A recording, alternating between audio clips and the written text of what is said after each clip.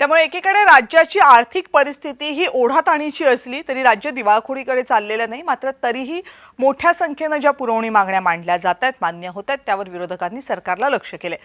या बातमीनंतर आता वळूयात आणखीन एका महत्त्वाच्या बातमीकडे। बातमी आहे बहुचर्चित आणि बहुप्रतीक्षित शक्ती कायद्यासंदर्भातली।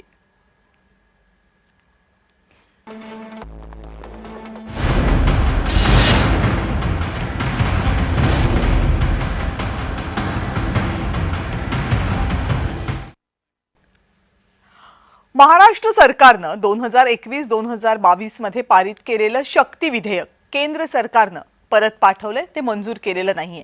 ही माहिती दिली आहे राज्याचे मुख्यमंत्री देवेंद्र फडणवीस यांनी। अधिवेशनाच्या पूर्वसंध्येला मुख्यमंत्र्यांनी पत्रकारांशी संवाद साधला, त्यावेळेस ही माहिती दिली। या विधेयकामधल्या महाराष्ट्र सरकारने मांडलेल्या काही तरतुदी या संविधानाशी सुसंगत नाहीयेत आणि काही तरतुदी आधीपासूनच असलेल्या कायद्यांसारख्याच आहेत, त्यामुळे केंद्राने हे विधेयक नाकारलं असं फडणवीसांनी म्हटलंय।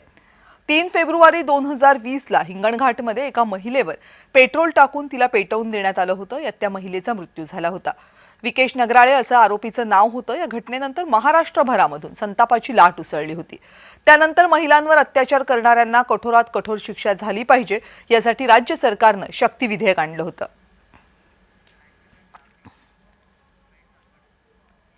जे शक्ती विधेयक राज्य सरकार आणू पाहत होतं, महिलांवरील बालकांवरील अत्याचारांना आळा घालण्यासाठी, त्यांच्यावर अत्याचार करणाऱ्यांना कडक शासन करण्यासाठी त्या विधेयकामध्ये नेमक्या कोणकोणत्या महत्त्वाच्या तरतुदी अंतर्भूत करण्यात आल्या होत्या त्याही पाहूयात। महिलांवरील ऍसिड हल्ले आणि बलात्कारासारखे गुन्हे शक्ती कायद्यानुसार, शक्ती विधेयकानुसार अजामीनपात्र करण्यात आले होते। महिला अत्याचारांच्या प्रकरणामध्ये 21 दिवसांमध्ये आरोपपत्र दाखल करण्याची तरतूद या विधेयकामध्ये करण्यात आली होती। डिजिटल मीडियाच्या माध्यमामधून छळ झाला तर कडक शिक्षा करण्याची तरतूद होती। याशिवाय बलात्काराचं प्रकरण रेअरेस्ट ऑफ रेअर म्हणजे अगदी कधी न घडणारं असेल तर त्याच्यामध्ये फाशीच्या शिक्षेची तरतूद होती। ओळखीच्या व्यक्तीने महिलेवर बलात्कार केला तर त्यासाठीची शिक्षा जास्त होती। 16 वर्षांहून लहान मुलींवर अत्याचार झाला तर मरेपर्यंत जन्मठेपेची शिक्षा होती।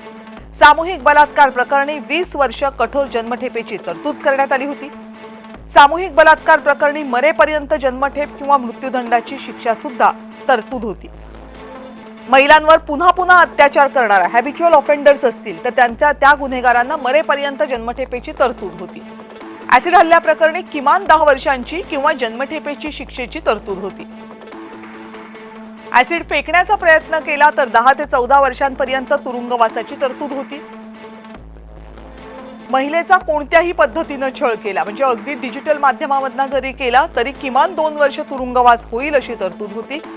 आणि फौजदारी प्रक्रियांमध्ये सुद्धा या कायद्याअंतर्गत अनेक बदल सुचवण्यात आले होते, करण्यात आले होते। यामध्ये तपासाचा जो कालावधी आहे गुन्हा दाखल झाल्यानंतरचा तो 2 महिन्यांवरून फक्त 15 दिवसांवर आणण्यात आला होता आणि खटला चालवण्याचा कालावधी हा 2 महिन्यांवरून 30 दिवसांवर म्हणजे 1 महिन्यावर आणण्यात आला होता। अपील जर करायचं असेल एखाद्या निकालाच्या विरोधात तर 6 महिन्यांवरून 45 दिवसांइतकीच कालमर्यादा देण्यात आली होती आणि तपासासाठी पोलीस अधीक्षक किंवा पोलीस आयुक्तालयामध्ये विशेष पोलीस पथकांची नियुक्ती करणं निश्चित करण्यात आलं होतं। ज्या पथकामध्ये एका महिला अधिकाऱ्याचा समावेश असणं अनिवार्य होतं।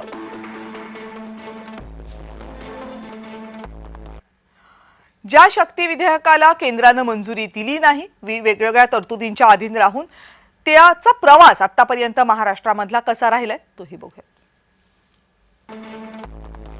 महिलांवरील अत्याचारांच्या विरोधामध्ये कठोर कायद्याची गरज जाणवली होती, त्यासाठी या कायद्याची निर्मिती करण्यात आली होती। या विधेयकामधल्या तरतुदी करण्यात आल्या होत्या। आंध्र प्रदेशमध्ये दिशा नावाचा कायदा या धर्तीवर आला होता, त्याच धर्तीवर महाराष्ट्रातल्या शक्ती कायद्याची निर्मिती करण्यात आली होती। वरिष्ठ अधिकाऱ्यांनी दिशा कायद्याच्या धर्तीवर या आपल्या विधेयकाचा मसुदा सुद्धा तयार केला होता आणि मग महाविकास आघाडी सरकारच्या काळात हे विधेयक पटलावर मांडण्यात आलं।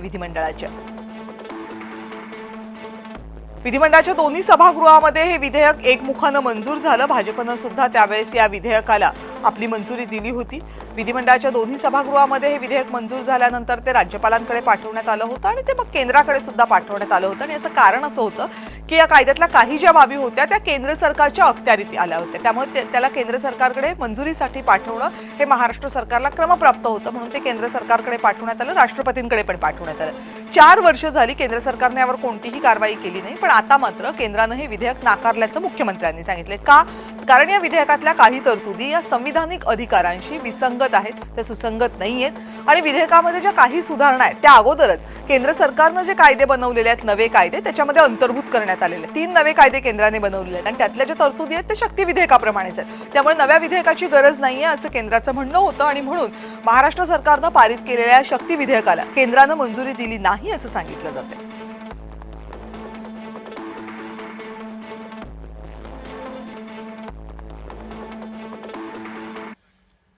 आणि याच संदर्भात बोलण्यासाठी आत्ता माझ्यासोबत आहेत महाराष्ट्र विधिमंडळाचे माजी सचिव डॉक्टर अनंत कळसे. कळसे सर, नमस्कार.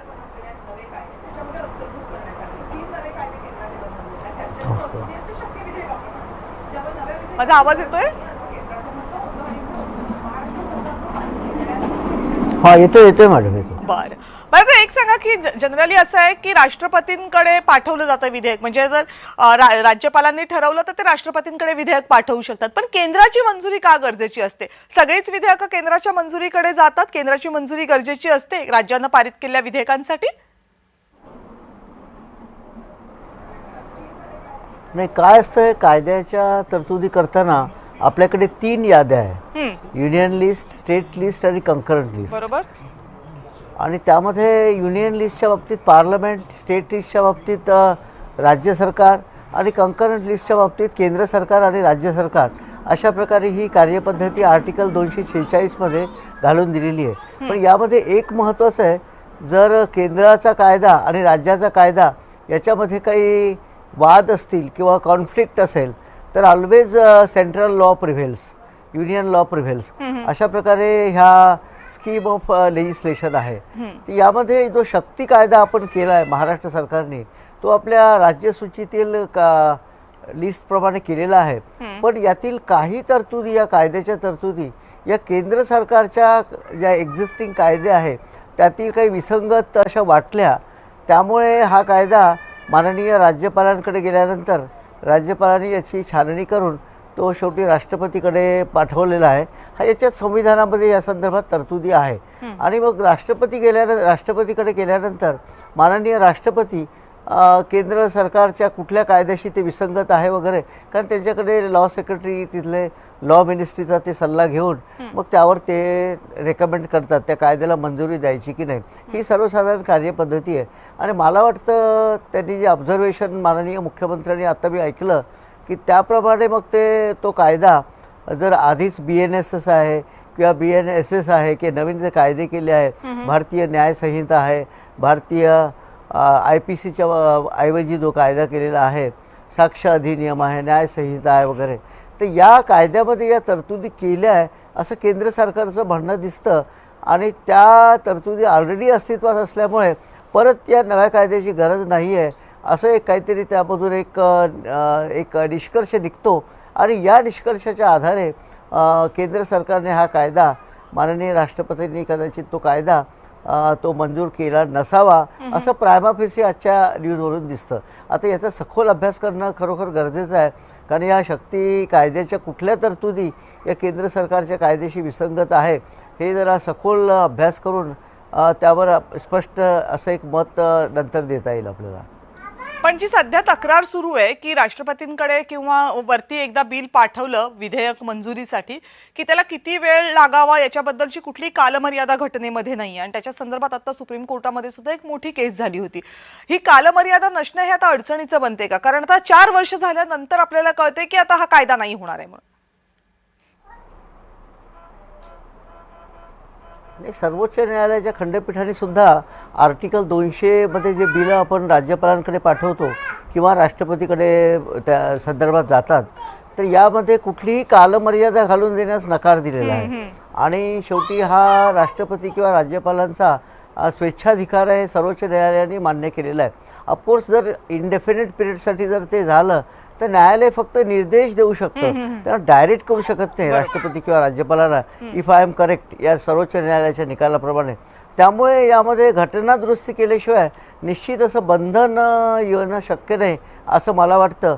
आणि ही घटना दुरुस्ती आपल्याला आर्टिकल 368च्या तरतुदीचा वापर करून ती करावी लागेल. आणि अशी घटना दुरुस्ती होईल का याची मला निश्चित शंका वाटते. कारण ती सध्याच्या बाब धक्क्याला फक्त त्यामुळे कायदेशीर नसेल, ती सध्याची जी राजकीय परिस्थिती आहे, इच्छाशक्तीचीही सध्याच्या असेल आणि परिस्थिती आहे. इरिस्पेक्टिव्ह कुठल्या पक्षाचं सरकार आहे तर त्या पक्षाची ती मानसिकता असेल की नाही याच्याबद्दल प्रश्नचिन्ह आहे आणि सगळ्यांनाच बहुधा त्याचं उत्तरही माहिती आहे. सर, खूप खूप धन्यवाद या चर्चेमध्ये सहभागी झालात आणि ही सगळी माहिती दिलीत त्याबद्दल.